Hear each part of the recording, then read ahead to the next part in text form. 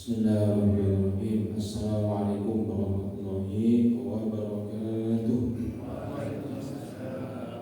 Alhamdulillahirabbil alamin wal 'aqibatu lil muttaqin wa la 'udwana illa 'alal zalimin. Asyhadu an la ilaha illallah al-malikul haqqul mubin wa asyhadu anna Muhammadar Rasulullah sallallahu alaihi wasallam. Allahumma shalli wa sallim ala hadzal nabiyil karim wa ala alihi wa sahbihi ajma'in wa man tabi'ahum bi ihsan ila yaumiddin. Radina billahi rabban wa bil islam dinan wa bi Muhammadin nabiyyan wa rasulan wa zidna ilma wa rizqan. Allahumma inna nas'aluka ilman nafi'an wa rizqan tayyiban wa 'amalan mutaqabbalan. Allahumma inna 'ala dhikrika wa syukrika wa husni ibadatik. Allahumma shrah sudurana bi faidil iman bi jamil عليك وأهلنا بمعرفتك وأمتنا على الشهادة بسبيلك إنك أنت المولى ونعم المسلمين. Baik sekalian, untuk barangkali kita awali dengan basmalah. Bismillahirrahmanirrahim. Alhamdulillah, sekalian kita syukur bersama. Pagi hari ini kita semuanya dimudahkan Allah Subhanahu wa taala untuk bisa sebagai amalian ibadah khususnya sholat yang sangat istimewa, karena sholat subuh merupakan afdal sholat yang paling berat bagi orang-orang munafik adalah sholat isya dan sholat subuh. Karena itu kalau kita sudah tidak terasa berat lagi, merupakan nikmat Allah yang sangat istimewa. Makanya targetnya kita ini ya, apa yang berat bagi orang munafik bagaimana jadi ringan buat kita, supaya jangan sampai kita malah menunjuki apa yang dirasakan berat oleh orang munafik. Karena kita mentasyabbah biqaumin bahwa minhum jadi mereka alhamdulillah. Jadi mana-mana yang kita masih terasa berat sholat berjamaah, kita cari sendiri apa sebabnya, apa kira-kira, sampai kita terasa ringan, bahkan kita merasa rindu, yang merasa kita menunggu-nunggu untuk masuk ke sholat jamaah berikutnya. Itulah yang menjadi harapan kita bersama. Baik, alhamdulillah kita sebentar lagi akan masuki bulan yaitu Idul Kurban. Tinggal beberapa hari lagi, dan hari ini kalau hitungannya Muhammadiyah berarti tanggal 8 ya, tanggal 8 Dzulhijjah. 8 Dzulhijjah ini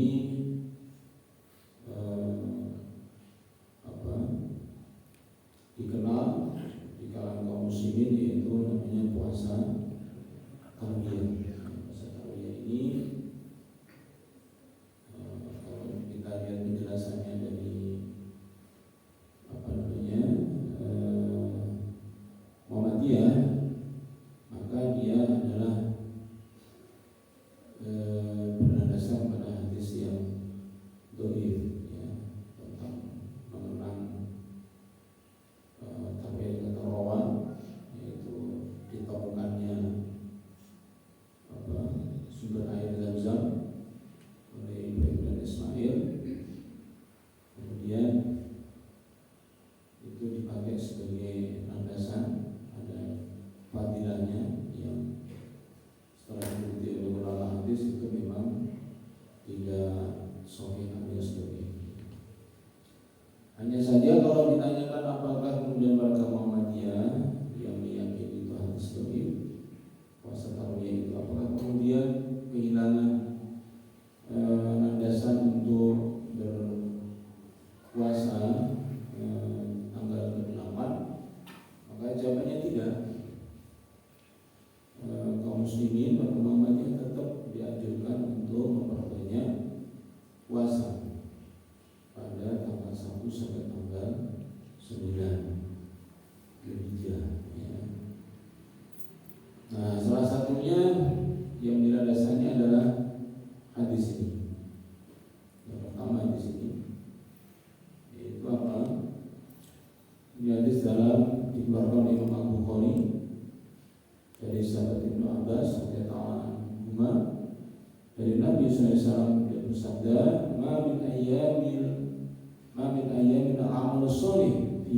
ahabbu ila Allah min hadhil ayyam, yani ayyam al-ashr. Tidak ada hari-hari yang di dalamnya beramal soleh yang lebih dicintai, yang lebih disukai oleh Allah Subhanahu wa taala daripada hari-hari ini, dari yang hari 10 hari pertama, 10 hari pertama dari bulan Dzulhijjah. Kalau ya Rasulullah, maka sahabat-sahabat bertanya, Rasulullah, wal jihadu fi sabilillah, tidak juga jihad di jalan Allah. Maksudnya, apakah sampai bisa mengalahkan jihad, keutamaan beramal soleh di 10 hari pertama dari bulan Dzulhijjah? Maka jawab Nabi apa? Wal jihadu fi sabilillah. Iya, bahkan bisa mengalahkan keutamaan orang yang berjihad di jalan Allah, berperang di jalan Allah.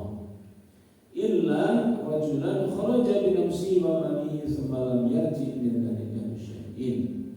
Kecuali yaitu seorang mujahid yang keluar di medan perang ya dengan membawa jiwanya dan hartanya, kemudian dia kembali dengan tidak membawa apa-apa, tidak pulang ghanimah, tidak ada apapun yang dibawa pulang.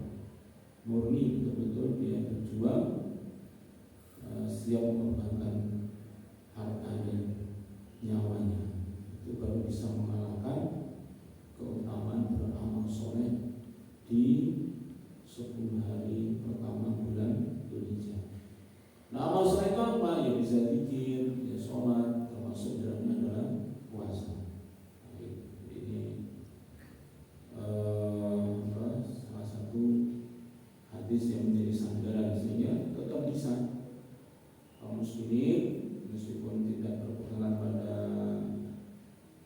hadis yang lemah tadi, itu tetap bisa, yaitu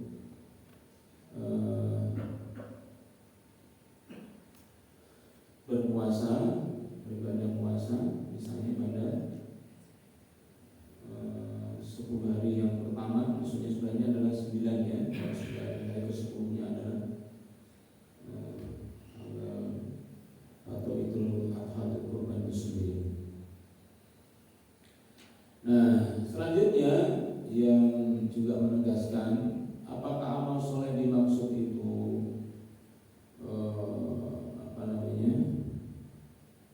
secara umum tanpa menyebutkan di dalamnya puasa, maka ada riwayat yang lainnya yang menyatakan bahwa Nabi itu juga berpuasa di antara sunnahnya itu berpuasa di 9 hari pertama dari bulan Dzulhijjah, sehingga jelas sekali bahwa di antara amal soleh itu adalah juga adalah puasa di 9 hari pertama dari bulan Dzulhijjah. Ini misalnya disebutkan di dalam riwayat, misalnya dalam Musnad Imam Ahmad, An-Nasa'i, Ibnu Hibban, dan dinyatakan sahih bahwa dari Bunda Hafsah ya, dia katakan arba'un lam yakun yada'ahunna Rasulullah sallallahu alaihi wasallam, ada 4 hal yang Rasulullah tidak pernah meninggalkannya, yaitu pertama siyamu yaum Asyura, yaitu puasa hari yang ke-10 dari bulan Muharram, yaitu puasa Asyura, kemudian wal asr, kemudian puasa di 9 hari pertama dari bulan Dzulhijjah, tapi disebut jadi 10 ya. Kemudian puasa 1 ayam min kulli syahrin, dan puasa 3 hari dalam sebulan, barokahnya itu berbeda, dan kemudian 2 rakaat sebelum subuh. Ini adalah amalan Nabi yang lam yakun yata'ahunna, Nabi tidak pernah meninggalkannya. Termasuk di dalamnya dalil al-istihbabi sami ayami asyar Dzulhijjah, Wa amma ma akhrajahu Muslim an Aisyah radhiyallahu anha anna qalat, yang lainnya dalam Sahih Muslim disebutkan bahwa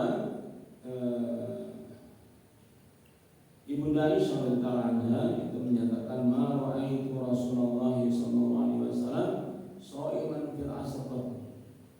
Ya, aku tidak pernah melihat Rasulullah itu yaitu berpuasa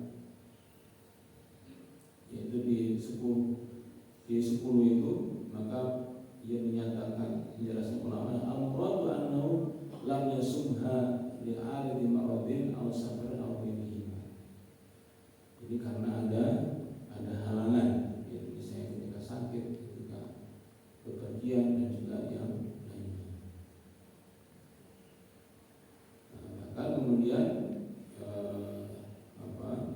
testimoni dari Bunda Aisyah ini, wa adamu ru'yatiha lahu sha'iman la yastalzimu al-adamu di al-sunnah la yadhar amruhu, dan tidak diketahuinya Rasulullah itu berpuasa di 10 hari pertama bulan Dzulhijjah itu tidaklah bisa menjadi dalil bahwa betul-betul Nabi itu tidak mengamalkannya, karena tidak selalu apa yang dikerjakan Nabi itu diketahui oleh Rasulullah atau oleh istrinya, misalnya pas bepergian. Nah, walhasil sebenarnya tetap ada titik temu puasa tanggal 8 Dzulhijjah itu bagi kita yang tidak meyakini itu puasa tarwiyah karena kedoiban dari hadis yang dipakai landasannya, itu juga bisa dengan landasan secara umum beramal soleh dari 10 hari pertama bulan Dzulhijjah itu bahkan bisa mengalahkan jihad di jalan Allah Subhanahu wa taala. Kedua, Nabi juga membiasakan untuk berpuasa di 9 hari pertama di bulan Dzulhijjah. Dan kalau mau ditambah lagi, ada yang secara umum juga man shoma yauman fi sabilillah ba'adallahu anhu minan nar sab'ina khalifah. Siapa yang berpuasa sunnah 1 hari saja di jalan Allah, maka dia akan dijauhkan dari adab neraka sejauh 70 perjalanan, 70 tahun perjalanan ya, saking jauhnya. Nah, ini beberapa hal, sehingga apa penentunya ya niatnya. Yang membedakan mungkin doanya sama puasanya, untuk sebagiannya dasarnya adalah hadis, yang dimana kedoibannya dasarnya adalah dari sebaiknya umum yang Nabi lakukan, tidak mengkhususkan hanya tanggal 8, tanggal 1 silakan, 2, 3, 4, atau ambil Senin Kemisnya, atau ambil Daudnya, atau ambil salah satunya, ngepasnya tanggal 8, tidak ada masalah. Itu yang pertama. Yang kedua juga ada hubungannya dengan di kalangan kaum muslimin atau ulama kaum muslimin itu tentang hadis dhaif itu tidak semuanya punya paham yang sama, yaitu apa? Semuanya ditolak. Ada beberapa bahkan Ibnu Mundhir kalau nggak salah dalam kitabnya Ijma menyatakan bahwa mayoritas kaum muslim, mayoritas fuqaha itu bisa menerima hadis dhaif kalau itu untuk fadhil amal. Muhammadiyah tidak mengamalkannya, sehingga celahnya itu banyak ya untuk memaklumi kalau kaum muslim itu ingin puasa tanggal 8. Tapi tanggal 9 sudah masyhur, sudah ittifaq, tidak ada yang berbeda pendapat tentang kesunahan, yaitu shaum yaumi Arafah, puasa hari Arafah. Cuma yang ramai banyak sekarang ya, terus bagaimana kalau wukufnya hari ini ya, wukufnya hari ini Sabtu, kemudian hari raya kok Senin, itu mungkin yang diperbincangkan ya. Itu sudah domainnya ulama, kita tinggal terima saja. Yang jelas bagi warga Muhammadiyah itu tidak mengapa ada perbedaan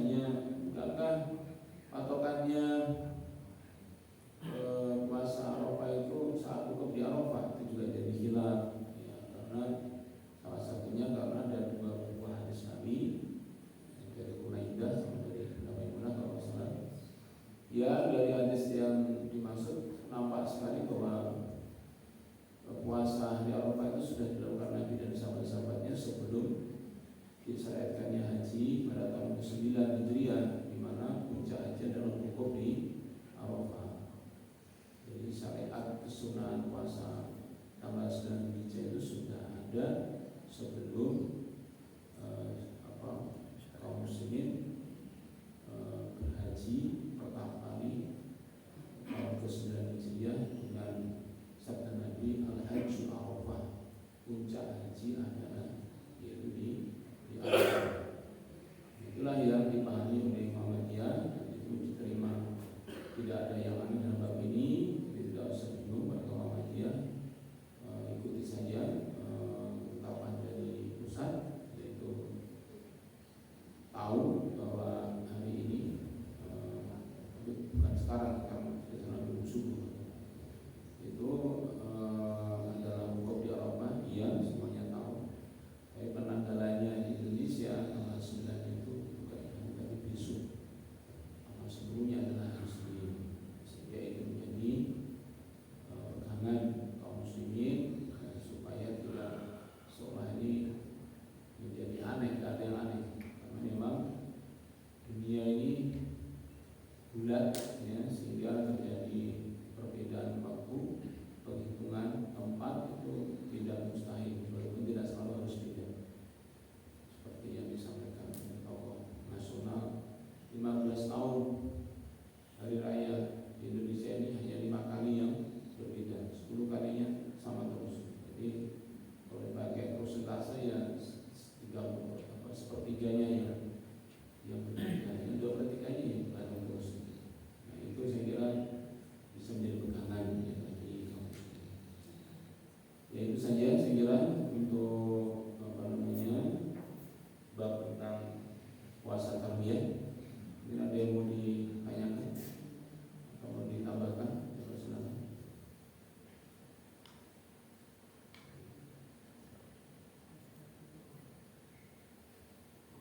Ya ada. Kalau nggak ada, kita lanjutkan pada pelajaran kita yang kita setelah pekan lalu. Sekarang kita lanjutkan, masih berkaitan dengan sholat ya, tentang hal sholat. Pada permasalahan yang ketiga, bismillahirrahmanirrahim, dhahaba qaumun ila anna tawjiha fi sholati wajibun, bahwa ayat pula pada takbir imma wajhatu wajhiya lillazi fatara samawati wal ardh wa huwa Syafi'i, wa imma an yusabbiha wa huwa madhhab Abi Hanifah, wa imma an yajma'a bainahuma wa huwa madhhab Yusuf wa Shafi'i. Qala Malikun laisa at-tawjih wajib fi shalah wala fi sunnah. Nah, yang masalah yang ketiga adalah ada sebagian ulama itu yang mewajibkan doa iftitah, itu wajib. Wajib yang dari Bapak Rasulullah itu dinyatakan wajib. Ya, ada wajib ini diantaranya adalah mazhab Syafi'i, atau didengar redaksi yang lain dengan bertasbih, ini adalah mazhabnya Abu Hanifah. Wa imma yajma' bainahuma, ada juga menggabung dua-duanya. Ini adalah mazhabnya muridnya Abu Hanifah yang bernama Abu Yusuf. Qala Malik, dan berkata Imam Malik, laisa tawjihu biwajibin fi shalah wala fi sunnah. Dan kalau menurut Imam Malik, dua kita itu tidaklah sunnah. Jadi dua kita itu ada yang mewajibkan, ada yang mensunahkan. Mewajibkan dua mazhab, yaitu mazhab Syafi'i dan mazhab Hanafi. Ada mazhab Maliki tidak sampai mewajibkan, cukup mensunahkan. Nah, secara di lapangan tampaknya baik Muhammadiyah maupun NU sama-sama menggunakan mazhab Maliki, yaitu apa? Dua kita itu adalah sunnah, tidak sampai wajib. Baik. Kenapa bisa beda pendapat seperti itu? Pertama, mu'aradul athar al-waridah fi tawjih bil amal inda Malik aw al-ikhtilaf fi sihhatil athar al-waridah. Perbedaan itu terjadi karena adanya semacam kontradiksi ya, dalil atau hadis Nabi berkaitan dengan tawjih bil amal inda Malik. Menurut Malik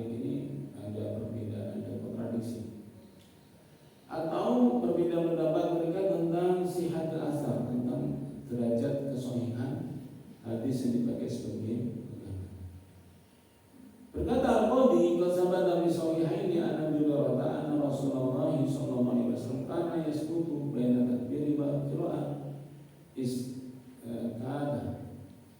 Qala faqultu ya Rasulullah ya bi anta wa ummi iskaduka baina takbir wa qira'ah ma taqul qala qul Allahumma barik baini wa baina khataaya kama fa'alta baina masyriqi wa Allahumma nakini min khataaya kama yunqqa as-sawtu alladhi tananas Allahumma ghsil khataaya bil ma'i wa thalji wa Al-Qadi mengatakan terdapat hadis yang sahih dari sahabat Abu Hurairah radhiyallahu anhu bahwa sesungguhnya Rasulullah SAW itu adalah diam sejenak antara takbir dan Al-Fatihah. Sejenak diamnya. Maka Abu Hurairah bertanya, ya Rasulullah, demi ayah dan ibu dan demi ayahku dan demi ibu. Ketika kau diam itu antara takbir dan Al-Fatihah itu, apa yang kau baca? Maka Nabi mengatakan, aku mengucapkan Allahumma barik baini sampai seterusnya, yaitu Allahumma barik baini, ya itulah ya. Maka dalam komunitas Isani sakatatin katsiratin di sholat minha hina yukabbir minha hina yafrugu min qiraati al-Qur'an wa idza waraga min qira'ah qabla ruku'. Nah, menanggapi hadis ini, sebagian ulama berpendapat dianjurkan untuk diam sejenak itu di beberapa tempat dalam sholat, di antaranya ketika takbiratul ihram, ketika selesai membaca Al-Quran, sebelum ruku, jadi nggak langsung ruku tapi ada jeda gitu. Kemudian qala bihadzal qala Syafi'i wa Abu Thawr wa Auza'i. Ini yang dipahami oleh Imam Syafi'i dan Abu Thawr dan juga Imam Al-Auza'i. Wa anqara dzalika Malik wa ashabuhu wa Abu Hanifah wa ashabuhu. Sedangkan Imam Malik dan murid-muridnya dan juga Abu Hanifah dan juga murid-muridnya tidak menyetujui pendapat seperti itu, yaitu berdiam tadi, diam sejenak tadi. Nah, kenapa ada yang menyepakati perlunya diam apa tidak itu? Karena ikhtilafu fi tashihan di Abi Hurairah an-Naqal kana Nabi sallallahu alaihi wasallam sakatatin bi shalah hina yaqra'u Fatihah al-Kitab wa idza faragha min qira'ah qabla ruku'. Ya, karena para ulama tersebut berbeda pendapat di dalam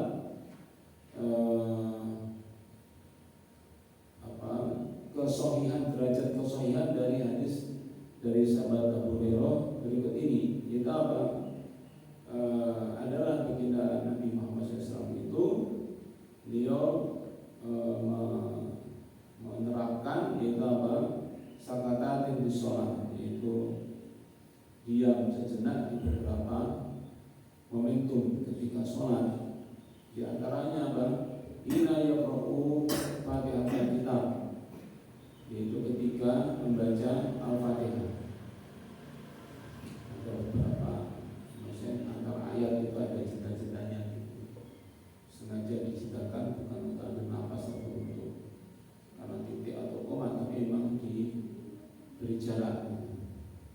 Yang kedua adalah wa idza faragha min al-qira'ah qabla ruku', yaitu ketika selesai membaca ayat tapi sebelum ruku, itu juga ada jedanya. Nah, ini riwayat ini diperselisihkan tingkat kesahihannya. Nah, inilah yang kemudian menjadikan para ulama itu memahami ada yang tidak perlu doa iftitah tadi itu tidak wajib dan dipakai untuk diam, maksudnya diam saja begitu, tidak usah baca apa-apa, atau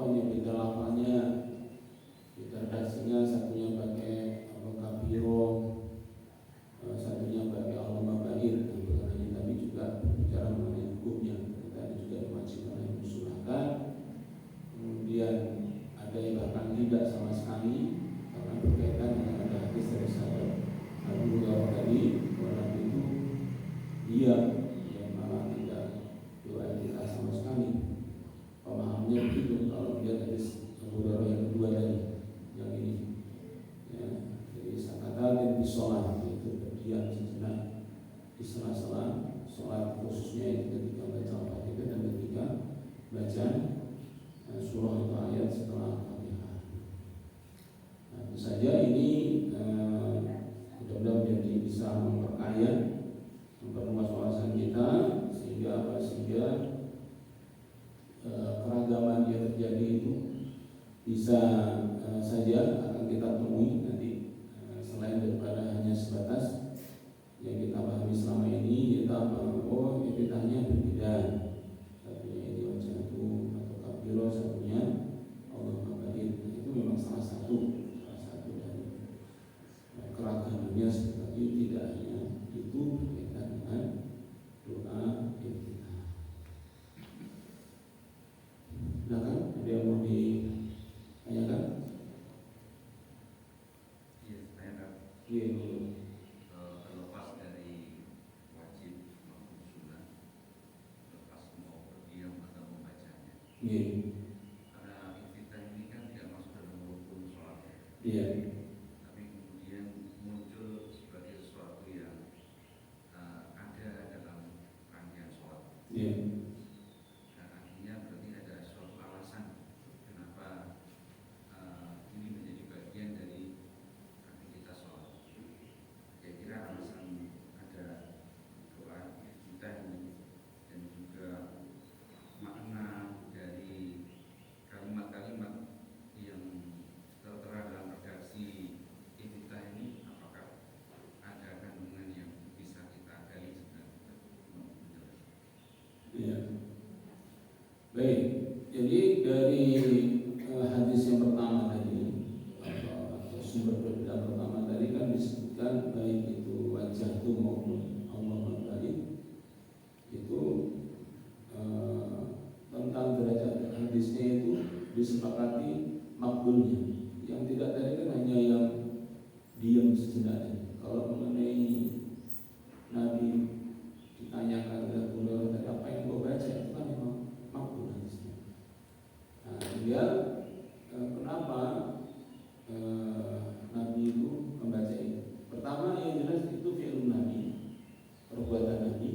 Tentu saja ya baik kalau kita contoh, walaupun apapun hukumnya, itu pertama. Yang kedua, baik itu iftitah yang wajahnya maupun iftitah yang Allah baik, itu kalau kita resapi maknanya itu kan luar biasa. Kalau kita tidak hanya sebatas menghafalkan atau melafalkan atau menjadikan sebagai ritual, tapi betul-betul kita hayati maknanya, maka itu kan luar biasa. Kita ambil contoh misalnya yang wajah itu atau tauji, wajah itu wajhiyan tadi fatoros samawati wal ardo, aku hadapkan wajahku kepada Zat yang menciptakan semua langit dan bumi. Ini kan tawajud, membantu kita untuk sekarang posisi saya itu sedang menghadap Allah SWT, bermunajat kepada Allah SWT, berdialog dengan Allah SWT. Itu contohnya. Kalau Allah baik, itu juga bahkan itu dari awal langsung doa, ya, langsung doa. Kalau baca itu kan pernyataan. Ya. Lalu kalau Allah baik itu dari awal sampai akhir isinya doa. Allahumma baik baini wa baina khatayai kama ba'adta baina masyriqi wal maghrib. Ya Allah, jauhkanlah antara aku dan antara kesalahan-kesalahanku sebagaimana Engkau menjauhkan antara timur dan barat. Maksudnya apa? Maksudnya kita ingin supaya dijauhkan dari kesalahan sampai sejauh jarak antara timur dan barat. Luar biasa. Ya, berarti apa? Pertama ada kekhawatiran pada diri kita bahwa kita gampang untuk berbuat kesalahan. Ya, kesalahan-kesalahan. Ya, manusia kan gampang tergelincir, gampang terpengaruh oleh lingkungan, ya, oleh situasi itu gampang mempengaruhi kita, buat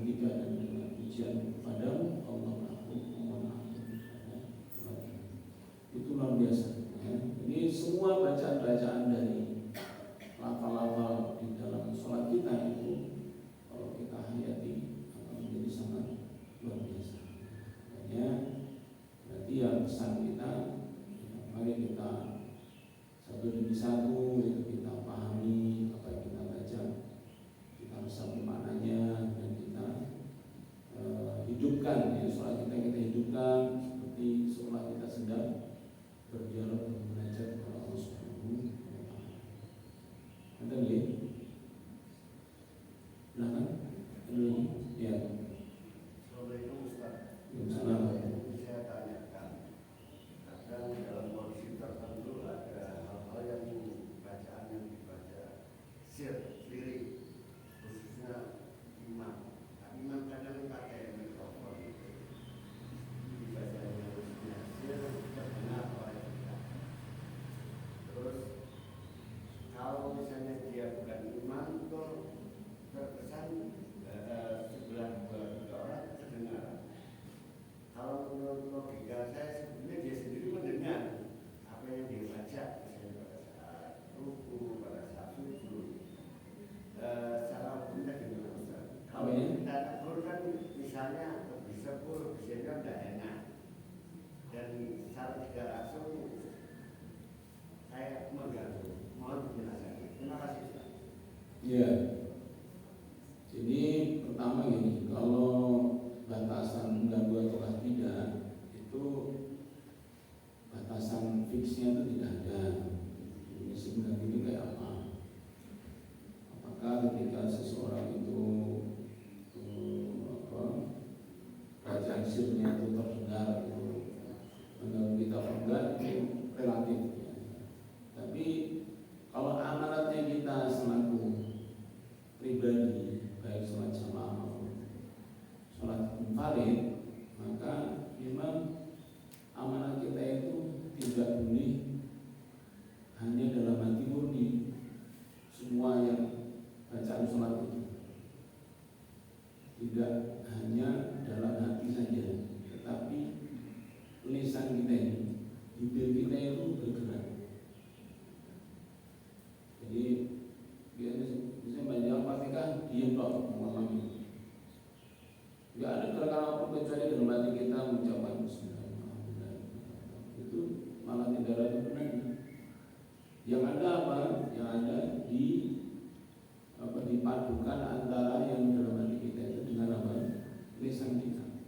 Tetapi amanatnya apa? Didengar oleh dirinya sendiri. Gitu maksudnya. Nah, kalau ada dirinya sendiri, memang ini jadi apa? Tidak mudah. Jadi kemarin bahkan kemarin asar itu di masjid kami itu jam 2 ya, asar itu bukan diri sendiri yang dengar itu punya sak masjid dengar kabeh. Bismillahirrahmanirrahim. Alhamdulillahirrahmanirrahim. Maliki yaumiddin. Water.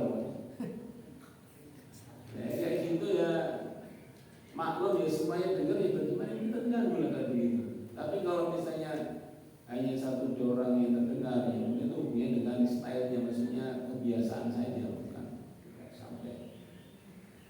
Ya misalnya kita sebisa-bisanya supaya dengar kita sendiri, ya paling juga yang sebelahnya kan gitu. Yang penting tidak sampai kayak jor-joran gitu. Tapi kalau misalnya yang dengar diri kita sekarang. Kalau yang kemarin kami dengar itu, masya Allah, mantap. Lain-lain dia masuk kan, maksudnya nyambung sendirinya itu yang Pak Abah Sindian Biritan yang dia bacanya itu mantap banget. Tidak ada beban sama sekali, kayak itu juga kebiasaan dia begitu, bukan sengaja mengganggu, tapi kadang biasa. Kemudian dia kena kekhawatiran kalau nggak terucap jilisannya itu pada tidak sah sholatnya, makanya kemudian dia harus memastikannya itu, makanya dia keraskan itu. Tapi ya menurut saya overdosis, banter banget ya. Kayak imam jahar itu, imam akhir kami sangat banter ya. Nah, gitu ya. Ya itu saya kira. Tapi kalau dikatakan batalkan sholat ya enggak, sholatnya enggak benar. Kalau seperti yang saya sampaikan itu bukan termasuk rukunnya sholat, tidak termasuk rukunnya sholat. Itu Satu lagi Ustaz. Iya. Ada yang sekarang saya masih ingat. Al-Fatihah kan adalah salah satu rukun. Iya. Bagaimana manakala saya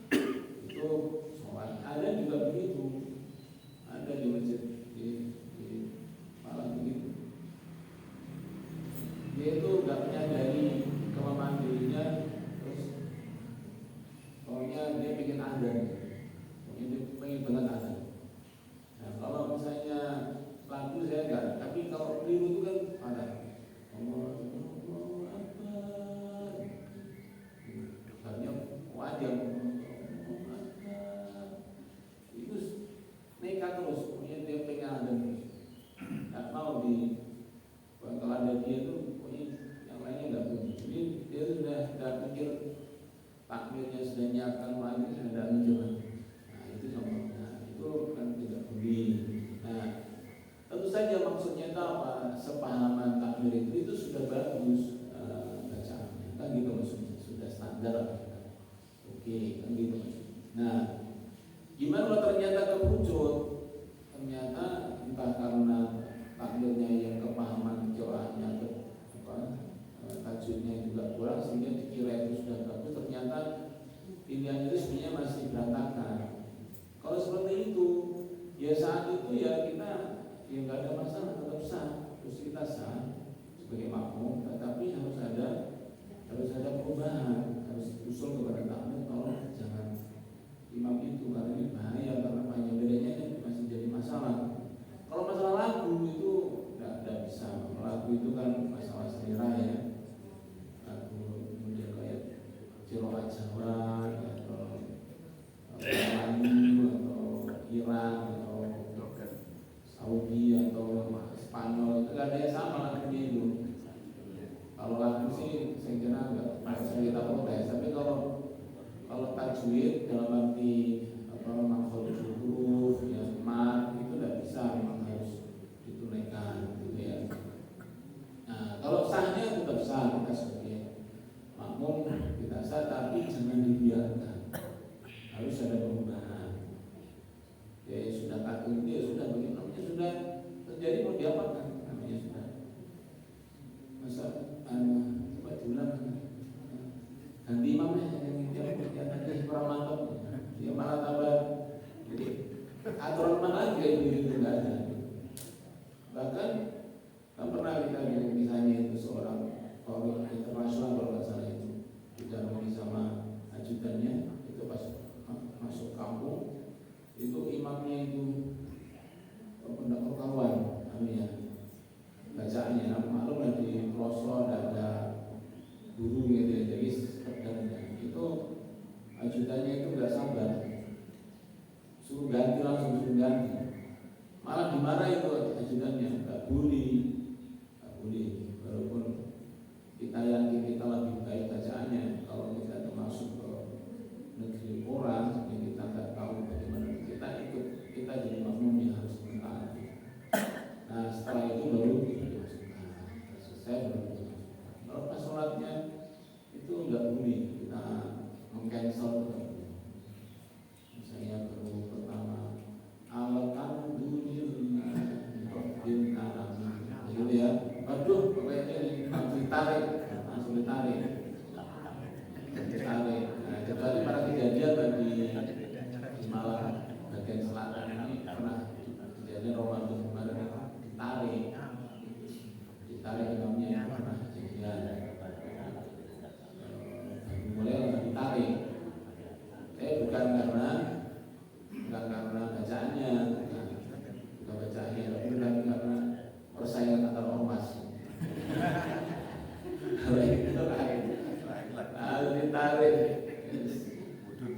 langsung ditarik ganti yang kami yang berat lagi itu waktu yang sebelum yang waktu tahun lalu lagi. Kejadian ditarik dari imaman. Betul ya? Ada lagi? Ya nambah ya. Ya nambah sedikit. Ya itu yang tentang sir tadi. Sirnya tetap bersuara. Kadang ada itu memang kan doa salat kan ada yang dikeraskan, ada yang dipelankan. Ada yang dikeraskan itu kan khawatir kalau tidak bersuara itu kalau nggak bersuara itu nggak tercatat oleh malaikat. Kan hanya dalam hati kan yang dengar hanya Allah sendiri. Kalau tidak disuarakan malaikat nggak nyatat. Nah karena disuarakan. Nah untuk mengatur suara keras itu kadang kan ya sulit sebenarnya. Kerasnya sampai berapa, sirnya itu sampai berapa. Dia mendengar tapi tidak dari mana. Karena mungkin pendengarannya dia tidak dengar, kan keras, orangnya mungkin agak tuli kan, ngomong apa kan, suaranya agak pelan. lemah sehingga dikeraskan sampai dia dengar.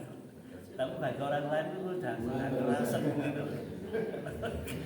Mungkin kan kemungkinannya kan begitu, kemungkinannya karena kan orang banyak, jamaah kan macam-macam orang banyak, kemungkinannya kan begitu. Sehingga disirikan sampai dia dengar. Itu yang pertama. Mungkin yang kedua, karena di imam itu kadang bacaan terkadang yang terutama yang huruf balap dolin itu Rasulullah kan berkata bahwa huruf yang paling sulit itu kan huruf do, dan yang bisa sempurna itu hanya Rasulullah. Huruf do balap dolinnya itu kan beda-beda itu. Yang bisa sempurna mengucapkan huruf do itu hanya Rasulullah. Lainnya kan beda-beda dengan do itu. Balap do-nya itu, nah, itu untuk sempurna itu sulit. Yang tidak sempurna ya Rasul.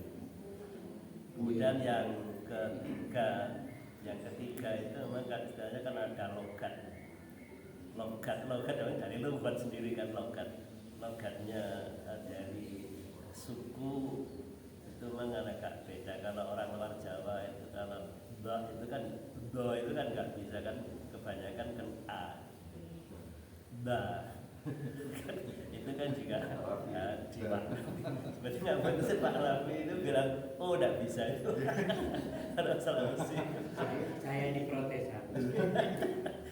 kalau Makassar kan ra, sini kok tidak ada ra, roh. Orang Makassar itu sejak kapan roh, ra jadi roh. Kalau orang Jawa Tengah itu kalau ain itu kan nggak bisa a, itu kan nggak. Nah, maka ketika daripada a lebih baik kan nggak. Daripada alamin itu lebih baik ngalamin, itu untuk menghindari a dibaca alif itu lebih baik ke nga. Nah, kalau dulu pas kan saya juga orang Kulonan lah, orang Kilenan itu pikir lah. daripada Robil alamin lebih baik Robil ngalamin, katanya Yai ketika ngaji dulu begitu.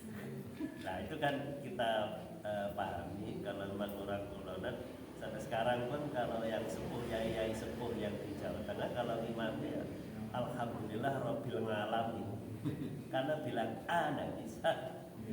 Nah itu tambahannya seperti karena logat kita pahami logatnya, tapi ya berupaya untuk kita kembalikan pada aslinya huruf hijaiyah. Tapi ya tidak semudah itu karena sudah terlanjur kan tua. Terus yang keempat tentang imam memang kan dipilih kalau memang ada yang lebih baik. Terus kemudian karena nggak mau maju yang nggak fasih, maka yang bertanggung jawab itu yang fase tapi nggak mau maju ini bertanggung jawab itu. Ibaratnya disuruh maju nggak ada yang mau, ya preman yang imami sholat. Yang salah kan bukan yang imami, yang baik nggak gerem maju itu. Itulah tambahan mungkin itu Ustaz.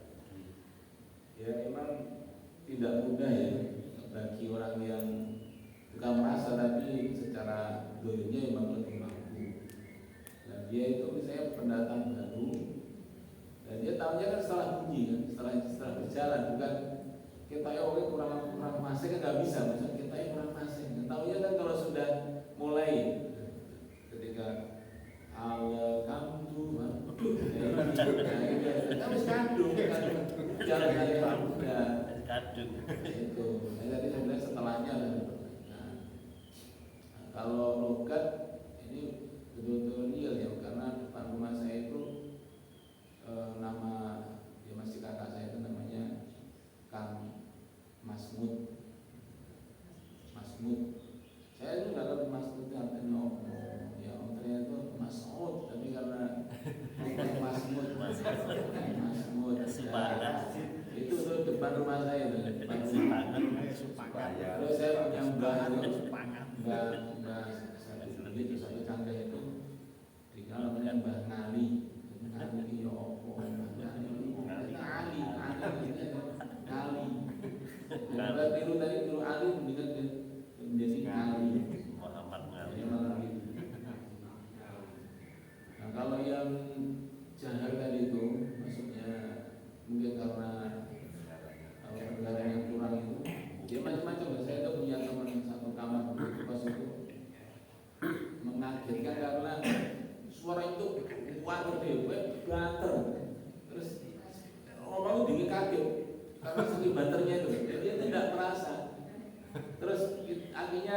keadaan. Kamu banter-banter. Saya tahu, aku bisa sanding saya pabrik. Jadi nggak banter nggak kumu. Akhirnya saya penasaran ya. Saya penasaran akhirnya saya ke rumahnya. Saya ke rumahnya diri, tapi rokok, apa berdengar. Di orang yang bantu orang banter apa di orang yang nggak kumu. Alasan toh buat alasannya. Bukan betul-betul bising itu lah. Kan mungkin juga kan kalau bising tetangga bising kan kalau nggak teriak nggak bisa. Ya, tapi ya hasil memang kepekaan ya. Sekarang kepekaan yang dibutuhkan.